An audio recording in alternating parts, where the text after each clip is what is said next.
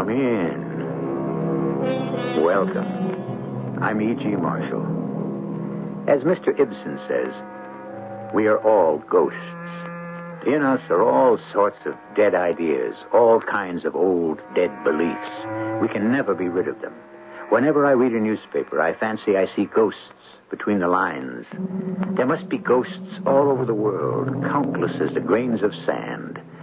And we are so miserably afraid of them. All of us. My house is haunted. Haunted, Mrs. Soames? That's impossible. Why is it impossible? Because, Mrs. Soames, this happens to be the enlightened 19th century. Nevertheless, my house is haunted. Mrs. Soames, there is no such thing as a ghost.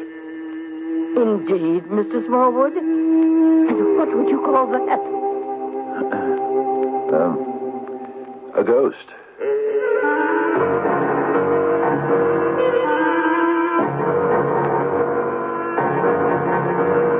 Our mystery drama, Indian Giver, was written especially for the Mystery Theater by Sam Dan and stars Fred Gwynne. It is sponsored in part by Contact, the 12-hour cold capsule, and X-Lax. I'll be back shortly with Act One.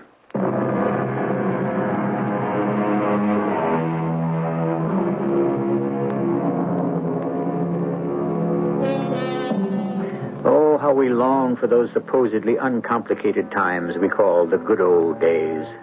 But what were the good old days? As Mr. Einstein said, everything is relative. Why, even back in the good old days, there were still those people who would yearn and sigh for, guess what? Right, the good old days.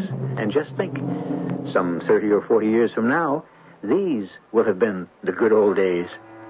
Can you imagine? Well, let's go back to what many people are convinced were the good old days, just around the turn of the century. Madam? Jitters, I was about to send for you. Yes, madam. Is dinner late? My guests are simply famished. Concerning dinner, madam, it seems that other arrangements will have to be made. Other arrangements? Yes, madam. Such as? We shall have to send round to Delmonico's or Rex's for food, madam. But I had thought dinner was being prepared by our own staff in our own kitchen. It was. Jitters, suppose you tell me exactly what is going on here. The staff was busily engaged in the dinner activity, madam, and suddenly all of them decided to leave. Quit? In the midst of... Not quit, madam. Leave. I fail to perceive the distinction. It seems they were frightened. Frightened? Yes, madam. By what? By a ghost. A ghost? Yes. Jitters, you know perfectly well there's no such thing as a ghost. Yes, madam. Well, then how could anyone possibly... They heard it. Oh, it's ridiculous. And I heard it, too. You heard it? Yes, madam. We all heard it below stairs. The staff bolted. I came here directly to make a report. Oh, that was the proper thing. You say you heard a ghost? Can you describe what he said? Well, that will not be necessary, madam. Listen, you may hear him for yourself. Oh, my goodness. Ladies and gentlemen, my friends, please. Now, there's nothing to it. Oh, Mr. Vanderbilt, this is Asta. Mr. Frick, please, I assure you. Mr. Carnegie, it is not...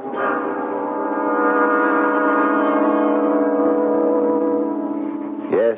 What is it, Miss Dowdy? There's a lady to see you. A lady? Yes, sir. Who is she? Oh, sir, she's one of them great swells. Now, Miss Dowdy, how many times have I told you not she's wearing diamonds and jewels. She's like a beautiful queen. What is her name, Miss Dowdy? Her name? Yes, hang it all, her name. Oh, Mr. Smallwood, when you shout at me, Dash, blame it, Miss Dowdy. She must have a name. Oh, yes, sir, but when you shout, I just... forget everything, my mind. Thunderation, Miss Dowdy. Now, see here, Mr. Smallwood. I won't have you abusing that poor girl. Oh, why, it's... I could hear you in the reception room. It's Mrs. Soames. Mrs. Victoria Soames. You've terrified this poor child. This is indeed an honor, Mrs. Soames. Taking advantage of her naivete and her innocence and the fact that she needs the job. I'm not taking advantage of her. She's taking advantage of me. She happens to be one of the handful of people in this confounded city who knows how to operate that newfangled typewriting machine. Still, Mr. Smallwood, common politeness would require... Common politeness, Mrs. Soames, is not enough. One must have extraordinary politeness to deal with Miss Dowdy. Now, my girl, back to your desk. Oh, yes, sir. Well, Mr. Smallwood, I must say you have not made a very good first impression. It is not my business, Mrs. Soames, to make good impressions, but to create favorable results. Were it not for the fact that you are highly recommended by no less a personage than the police commissioner of New York City, Colonel Theodore Roosevelt himself, I should terminate our relationship at once. Madam, you cannot terminate what has not yet begun. I require the services of a private investigator. I requested my friend and distant cousin, Colonel Roosevelt, to recommend a gentleman of spotless character, unimpeachable reputation, and immaculate integrity. Oh. And the commissioner? The commissioner suggested that I lower my sights. He advised me to settle for you. Oh, indeed. Colonel Roosevelt says that you are a veritable Sherlock Holmes. Now then, I am Mrs. Victoria Soames. Wealthy widow of the late Gustavus Adolphus Soames. Everyone knows that. And you are here to consult me because of a disturbance in your house. I would say it's of, supernatural origin. Oh, who told you? Mm-hmm. You told me. I've said not one word concerning the motive for my visit. On the contrary, Mrs. Soames, you have been most eloquent. Besides, the thing is simplicity itself. Is it? We begin with the fact that you are colorblind. Well, who told you? You told me. You are wearing a yellow blouse with a maroon skirt. Oh, am I? In the ordinary way, you would not have committed such a gaffe because you were always carefully dressed by your personal maid. Isn't that so? You are the detective. But this morning she was not present, and neither was your coachman. And who told you that? You told me. On the bottom of your skirt there are some stains of mud. Had your coachman been on duty, he would have brought your carriage around to the entrance of your mansion. But this time you were obliged to walk down the street, which was still wet with last evening's rain, to seek a cab. Your cook has also deserted you. Who told you? You told me. Your jacket. On the right cuff is the tiniest reddish-black stain. It could only be caused by one of those splendid new berries recently created by the celebrated Dr. Boysen. They are served only at sour wines, which is where you had breakfast this morning. Well, I must say Sherlock Holmes could not have done better. Sherlock Holmes could not have done as well. And so, obviously, there is a domestic crisis. Or, more accurately, a crisis among the domestics at the Soames mansion. Isn't that so? Pray continue, Mr. Smallwood. Most, if not all of them, have left you. And why? Surely it is not because of wages or working conditions. A position in your household is a prized post. You are known as one of the most generous employers in the city. Therefore, what could cause your servants to leave the house, and all at the same time? The obvious answer, they would not leave. They would have to be driven. But what could drive them away? Why, fear. And what sort of fear? Physical, tangible fear? Unthinkable. Therefore, it must be a fear of the unknown. The unknown, the supernatural. Ghosts. Am I correct? It was scarcely necessary for you to indulge in this parlor trick type of deduction. I see that you're not impressed. Very well, madam. You have a ghost on the premises. That's ridiculous. Why? Because ghosts cannot and do not exist. The sound of a ghost was heard. Heard? By my servants, by myself, and by my guests. Your guests heard the ghost. That's fascinating. Is it? Yes. You see, the word guest and ghost share the same root, as does host. It all originates in the concept of the stranger. Yes, well, what do you intend to do with my ghost? What is there I can do? You have just informed me that ghosts do not exist. Someone or something is creating noise that people assume is being made by a ghost. And you heard this noise? Oh, yes. And what do you think it is? I have no idea. Had this noise ever been heard before? No. I see. Precisely what is it that you see, Mr. Smallwood? The noise is either rational or supernatural in origin. Is that a fact? What rational cause can there be for the noise? Rational? A faulty draft in a fireplace. Loose shingles on the roof. No, the house is kept in perfect repair. Uh-huh. Then someone may have created the noise intentionally. For what purpose? Mrs. Soames, you are the acknowledged leader of society in our city. I'm sure you have rivals. Pretenders would be a more accurate term. There are those who would contest your place. Usurp my place, if you please. Of course. And according to the society pages of the press, one of these is Mrs. Sterling Van Poundsforth. Oh, no one takes her seriously. Not her, perhaps, but her money. Well, she's the very essence of nouveau riche vulgarity. Concerning Mrs. Van Poundsforth. Must we discuss that impossible woman? Haven't I read somewhere her statement to the effect that she intended to become the #1 hostess in the city of New York? The woman has absolutely no breeding. And that is why I will not allow her in my house. Can she be the cause of the disturbance? For what reason? For the obvious reason. To drive people away from your home. But how could she do it? Uh-huh. The how is what we must determine. That is what I shall pay you to do. Of course, the woman may be innocent. Impossible. Bring me the facts and the proof as soon as you can. I shall have to visit the house and hear the alleged ghost for myself. Oh, very well. If you must waste time.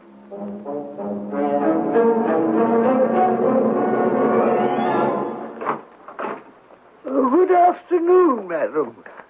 Jitters, this is Mr. Smallwood, a private investigator. Yes, madam. Have any of the staff returned yet? No, madam. Well, then, we shall have to see about hiring others. Yes, madam. Has the thing, has it been heard again, Jitters? Yes, madam. Constantly. And what does this thing sound like, Jitters? Well, sir, if you will be kind enough to listen. Where is it coming from? Well, it seems to be coming from everywhere. The stairwell. Downstairs. I would say from the dining room fireplace, sir. All right, Jitters. You go in there. And I'll run downstairs. I shall go with you. No, Mrs. Soames. It may be dangerous. Nonsense. It's probably that Poundsworth woman. She's probably sneaked into the house and... Oh, wait for me.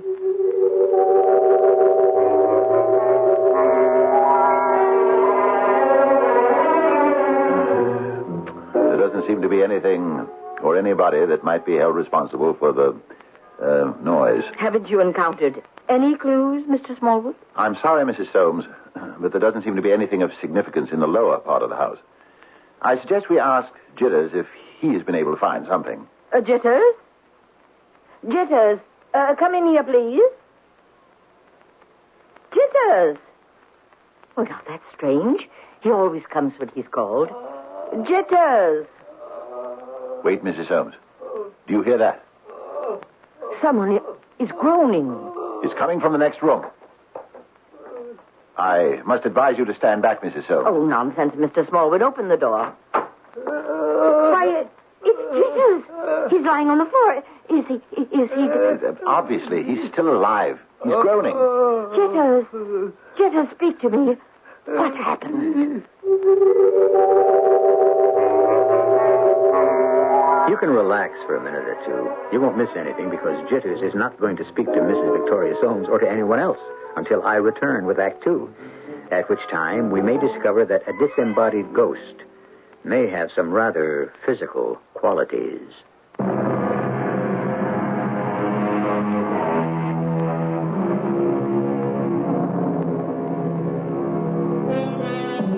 We're in the home of Mrs. Victoria Soames, a leader of the social scene in the New York of just before the turn of the century. Mrs. Soames is having a problem with, of all things, a ghost, and it is wreaking havoc with her social life. The ghost hasn't done her butler, Jitters, an awful lot of good either. Jitters. Jitters, speak to me. You'll be all right, Jitters. Jitters? Oh, madam. Oh, that's perfectly all right. Now, you needn't try to sadden. With your permission, madam, sir, would you assist me? No, Jitters. Just lie still. If you would, sir, I'll be all right, I think. That's quite a bump you've got in your head. We'll send you to the doctor. Jitters, what exactly happened? Well, I was standing here by the fireplace, and I heard a noise. Was it the same noise we all heard? Yes, but in addition to that, sir, another noise. Can you describe it? It sounded like footsteps. Footsteps? Yes, madam. And where was that noise coming from? It seemed to be coming from behind me. And what did you do? Well, I turned round. Yes? And at that point, I was aware of a sharp blow on my forehead. Did you see anything? I was vaguely aware of a form. A form? What sort of a form? Well, it was just a kind of a thing, sir. There was this sudden shape, and then I felt a blow. Was the blow administered by the shape? I would assume so, sir. Then the blow had to be administered somehow, with a hand. Well, I couldn't say whether whatever it was had a hand. Was there a blunt instrument of some kind? I couldn't say, sir. Well, very well, Jitters. That will be all. You may go. Thank you, sir. Well, what have you discovered? We may not be dealing with a ghost. I could have told you that. On the other hand, we may. We shall have to follow both lines of investigation. Both lines, Mr. Smallwood? Yes. As I said before, the natural and the supernatural. That dreadful Van Poundsforth woman is behind all this. What are you doing, Mr. Smallwood? Obviously, I'm tapping on the wall. How is Mrs. Van Poundsforth behind all this? Why are you rapping on the wall? To see if there is some secret doorway or passage.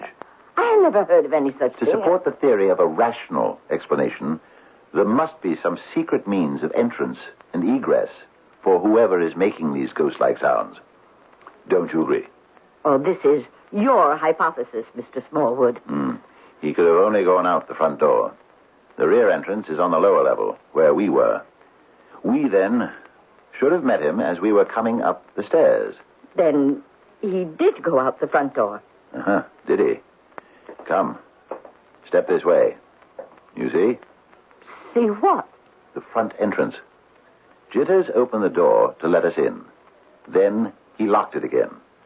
You can see the chain is set. Now, the intruder had no way of letting himself out and then locking the door from the inside. Oh, well, this is rather like one of those puzzles, isn't it? So, if we do not find a secret passage of some sort inside this room, then... Yes? Then? Then we must reluctantly conclude that the disturbance is of a supernatural origin. Oh, I can't have that. I'm sorry. But no one will ever come here. Hold on. What is it? This panel in the wall. It seems to... It's moving. It's part of a door. A small door. Well, we found it. Let me shine my pocket torch inside. Why, it's a room. A small room. Yes.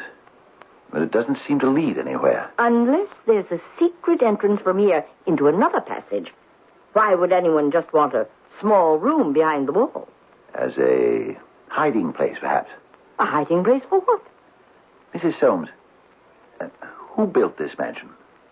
My late husband's family. Back in colonial times. Please, forgive me for asking, but could they have been engaged in smuggling?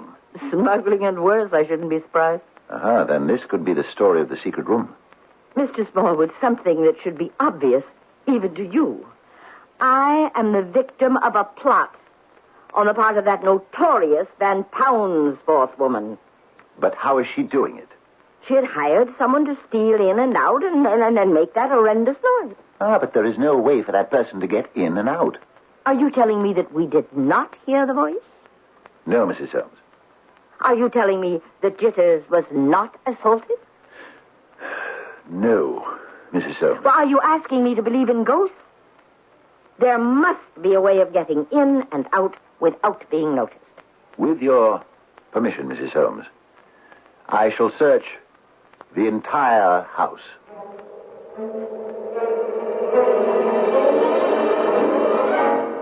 Well, Mr. Smallwood, have you any results for me? Mrs. Holmes, I have not yet crystallized my observations. Which means you have discovered absolutely nothing. I am forming a hypothesis, madam, which requires a bit more time to mature. The culprit can only be Mrs. Van Poundsforth, and the sooner you face her with the proof of it, the better. At this point, I have no absolute proof. Confront her anyhow.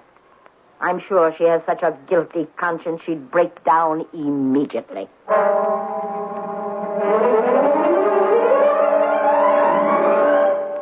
Ah, Mr. Smallwood. I was expecting you. Indeed, Mrs. Van Poundsforth. Oh, let's do away with indeed. There are no reporters around. This society palaver is enough to break my jaw. Oh, see? You were going to say indeed again. Let's just relax, huh? Why were you expecting me? You know, behind your fancy suit and that highfalutin conversation, I can see Jersey City. I don't see how that is germane to the... Well, I'm from Newark myself, but I don't try to hide it. That's what's killing this Victoria high horse, Soames. You still haven't answered my question. Oh, why was I expecting you? Elementary, my dear Watson, as it says in the books. She sent you here. Uh-huh. What makes you think she would do that? Oh, climb off it. It's a plot, don't you see? Now, I'm trying to give her place the reputation of a haunted house, so it'll keep the other swells away.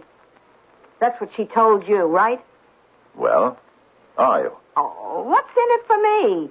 The leadership of the 600? The leadership of the 400. The 600 were the light brigade who rode into the Valley of Death. Same thing. I'm the leader anyhow. Not quite. Now, my husband, Sterling Van Poundsforth, has more money than everyone else in New York put together. Now, that fact may not be known.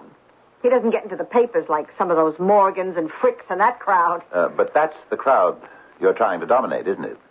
That's the crowd that acknowledges the leadership of Victoria Soames. And since she won't have you in her home, the rest of them won't have you in theirs. Oh, they can't keep me out.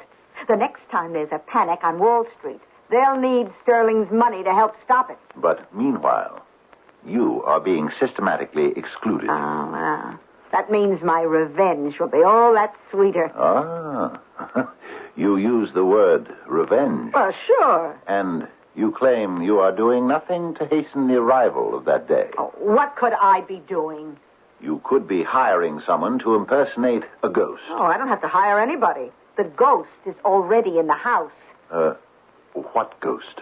Why don't you ask her? Oh, do you mean she hasn't told you? Hey, do you mean she's actually withholding valuable information? What ghost? Why didn't you ask me whose ghost? Very well. I'm asking. And I have to answer. It's not my place to tell you. How do I know you're telling me the truth? Oh, just go back there and ask her. Say, why didn't you tell me that your husband threatened you he'd come back to haunt you? Go ahead. Ask her. Why? Yes, Mrs. Soames. Why didn't you tell me? Because I didn't believe it was anyone's affair but mine. Well, obviously other people knew about it. Tell me about your husband, Mrs. Soames. Oh, very well. Gustavus was a very shy and retiring person. He could trace his family back to Governor Peter Minuit's time, when this was the Dutch settlement of New Amsterdam. Uh-huh. Yes, Mrs. Soames. As a matter of fact, it was said that this house, well, not this house exactly, but the original log cabin from which this house was expanded and rebuilt, was constructed on the most historic site in the history of New York. Do you know what that was? Suppose you tell me. On this very ground, the most famous financial transaction in history took place. Representatives of the Dutch West India Company, one of whom was my husband's ancestor, purchased the island of Manhattan from the Indians for 60 guilders, or $24. History has yet to determine who received the best of that bargain. Gustavus felt that he belonged to the oldest aristocracy in New York. His family, through the years, looked down on the new money. They considered anyone who could not trace his New York ancestry back for at least 2 centuries was an arriviste, a parvenu. I see. But the... I am coming to the point of the story. He knew my fondness for society, and he said to me, Victoria, I did not permit those vulgar steel and railroad and stock market millionaires in my home while I was alive, and you shall not have them here after I am dead. I see. To which he added, if you open the doors to those get-rich-quick parvenus, I shall come back to haunt you. But Mrs. Soames, that explains the ghost. Does it? He threatened to come back to haunt you. And now, evidently, he has. That isn't true. It isn't. If I wanted to believe that, I wouldn't have hired you. But we not only heard the ghost, we even know who he is. A ghost cannot be a he. Very well. It. A ghost cannot be a he or a she or an it. A ghost is nothing. A ghost does not exist. Oh. You were saying, Mrs. Soames. We're listening to this ourselves. Where's it coming from? If it's truly a ghost, it can be coming from anywhere. But if it isn't a ghost, then we have problems, don't we? Actually, a non-ghost in this situation would be even more mysterious than a real ghost.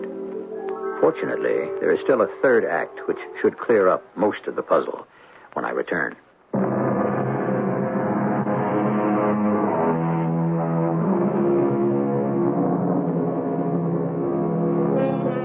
True love is like ghosts, said the poet, which everyone talks about and very few have seen. Well, we have seen some instances of true love, and while we haven't actually seen any ghosts, at least on this show, we have heard some.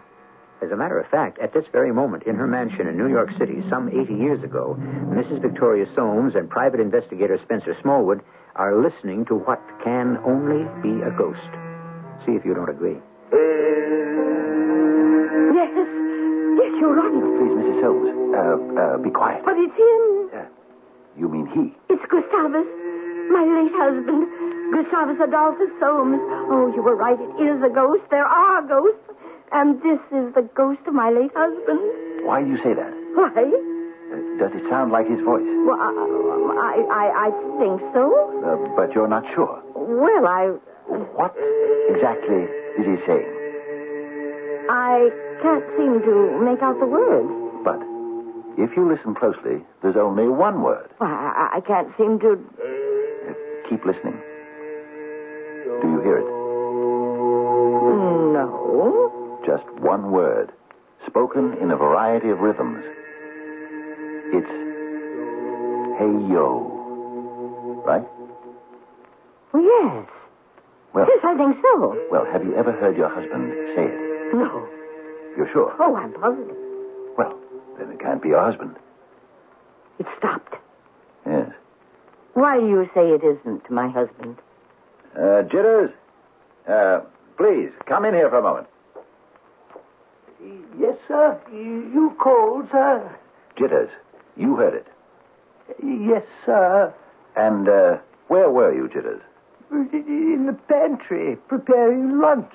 But, Jitters, didn't you want to investigate... Oh, no, the fact- sir, no. If you'll pardon my saying so, I had decided discretion is the better part of valor in this affair. The last time I attempted... Of course, Jitters. And we can still see that ugly bump on your head. Very well, Jitters. That will be all. Oh, thank you, sir. Mr. Smallwood, I am at a loss to understand you. First, you proved to me that there was such a thing as a ghost over my most vehement objections. And second, you insist that the ghost was that of my late husband. And now that I believe you, it seems you've changed your mind. One must be flexible at all times. Well, if it is not the ghost of my late husband, whose ghost is it? As to that, I still have not... I know. You still have not completed your hypothesis. You still have not crystallized your thinking. Admittedly. But I am well on my way. Well, on your way where? My dear Mrs. Soames, who knows where any of us is truly headed?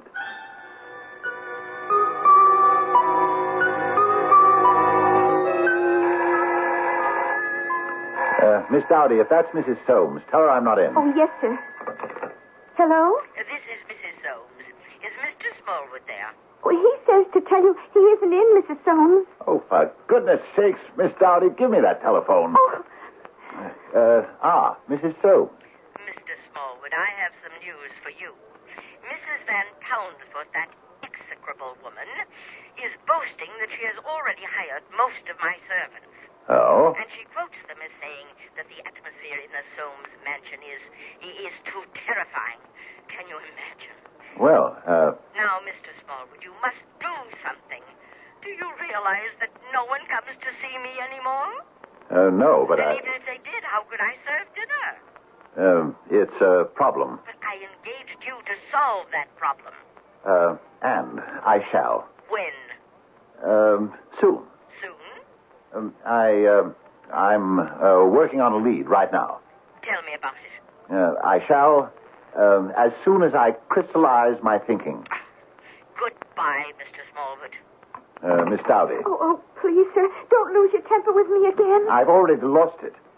You'd better take the rest of the afternoon off, or I shall not be responsible. Oh, please, sir. I'd rather take tomorrow afternoon off. But, Miss Dowdy, I'm angry with you this afternoon. Oh, it's all right, Mr. Smallwood. You'll be angry with me tomorrow afternoon, too.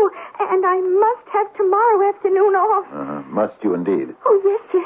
My intended is taking me to see the Wild West show. You have an intended? Oh, yes, sir. You will marry and produce little Dowdies just like yourself? Oh, sir, we did want to see the Wild West show. It's Buffalo Bill's big Very well, Miss Dowdy. You may have tomorrow afternoon off, too. Oh, sir, it's a fantastic show. Please, Miss Dowdy. My favorite's always been the Indians. Spare me the agonizing details. Oh, it's so exciting. The way they come in on horseback and they're shouting their war chant. Hey-yo! Hey-yo! Hey-yo! Miss Dowdy, why don't you leave me now before I... Wait. What did you say? I didn't say anything. That word. Which word? The one that the Indians use. That word. Hey-yo. Oh, they say it all the time. No matter what they're doing, it's hey-yo this and hey-yo that and hey-yo all day long. Are you sure? Oh, please, sir, don't yell at me again. That word. Are you sure? Oh, yes, sir, I'm sure. That is, I think so.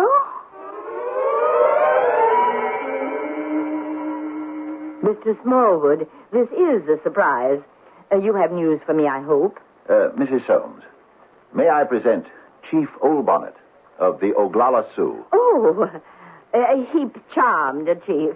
The pleasure is mine, Mrs. Soames. Oh, Chief Old Bonnet has a doctorate in philosophy from Oxford University. Oh, of course. The chief has been kind enough to come here to listen to our most interesting phenomenon. Interesting? Well, of interest to an Indian. And why would it be of interest to an Indian? Because, Mrs. Soames, of that word. Which word? Listen. You hear it, Chief? It's the ghost. Yeah. Mr. Smallwood.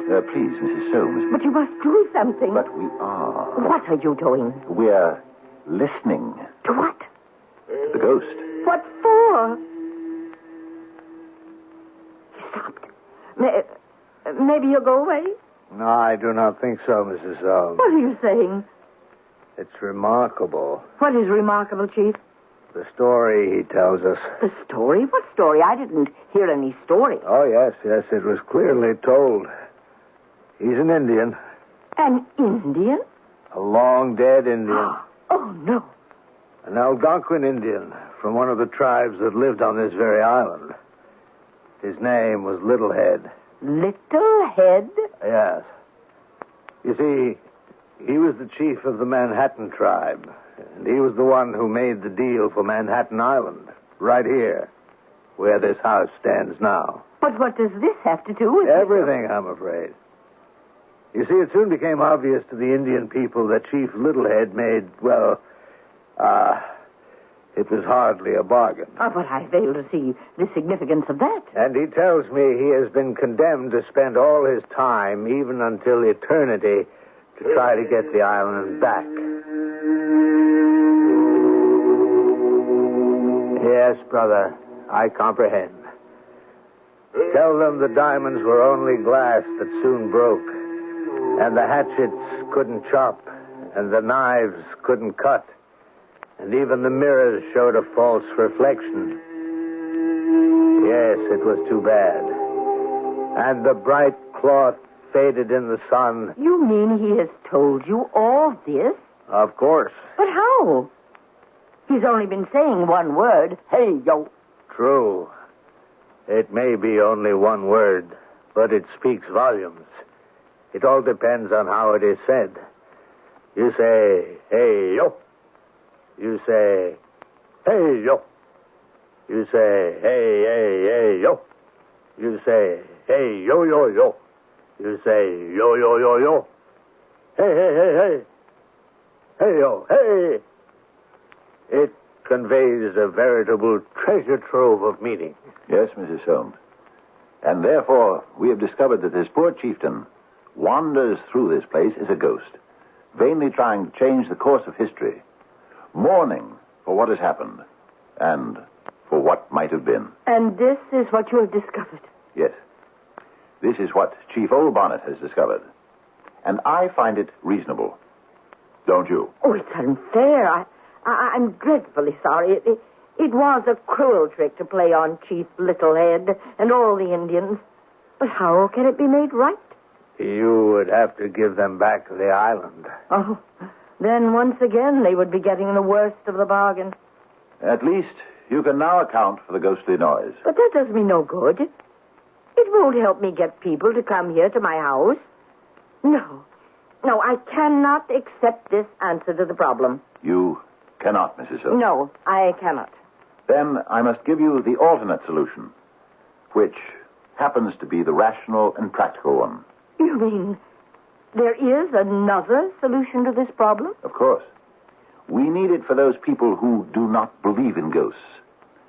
Jitters, come in here for a moment, please. Well, what is it? You called, sir? Jitters, at first I was of the opinion that the noises were being made by a ghost. But I see now that someone else is responsible. Do you happen to know who? Why, no, sir. Uh-huh. You should, Jitters. Why should I? Because, Jitters, it's you. Me, sir? Jitters. Mrs. Van Poundsforth paid you to spread a reign of terror among the servants. Did she not? But, Mr. Smallwood, aren't you forgetting a small detail? Jitters was actually struck down by this, by this ghost. Was he? Well, you could see the bump on his forehead. Can you indeed? I searched the premises in general. And your room, Jitters, in particular, I found this bit of flesh-colored putty. Is that what you have on your forehead? Jitters. Well, shall you remove it, Jitters? Or shall I do it for you? Thank you. You see, Mrs. Soames, Jitters only pretended to be struck down. Oh, Jitters, how could you? Well, I was merely following my late master's instructions. His instructions? Yes, madam. I was present when he said to you, Victoria, if you entertain all these people I didn't like while I was alive, after I'm dead, I'll come back to haunt you. You recall that statement, madam? Oh, yes. Yes, well, after you had left the room to call the doctor, he motioned to me to come closer. And he said, Jitters, see that I come back to haunt my wife if she pulls any of that stuff. Promise? He made me promise. Oh, my poor Jitters, you were only being loyal. Yes, madam. And I must keep that promise. Then what am I to do? There are two solutions, madam. Two solutions, Jitters? One, you could fire me. Oh, I wouldn't care to do that. Or two, Mr. Soames said he wanted me to help him haunt his wife. But if you were to marry Mr. Smallwood here, you would no longer be Mr. Soames' wife, and his wishes would no longer be binding. What a smashing idea, Jitters.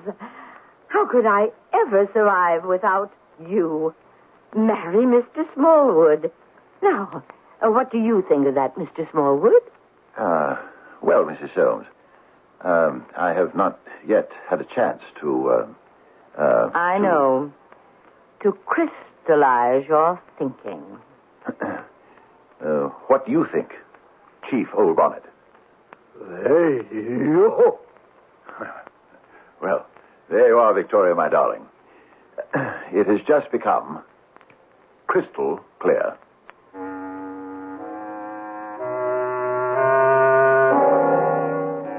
Well, if you've been paying attention to the oldest rule of all in the science of the mystery story, you'd have arrived at the ending at the very beginning. And what is that rule? Why, the butler did it. Well, we have some other deeds to announce shortly. I guess I'm lucky. My family's always been healthy. Oh, a touch of constipation now and then, but we've got X-Lax for that. Today, more American families trust X-Lax than any other brand. When you need a laxative, you can count on X-Lax for relief in the morning. For occasional use only as directed. Why X-Lax? My family trusts it. That's why. Now, you can relieve the misery of itching fast. Bicozene Cream has the fastest anti-itch drug you can buy without a doctor's prescription. Use only as directed. Get Bicozene.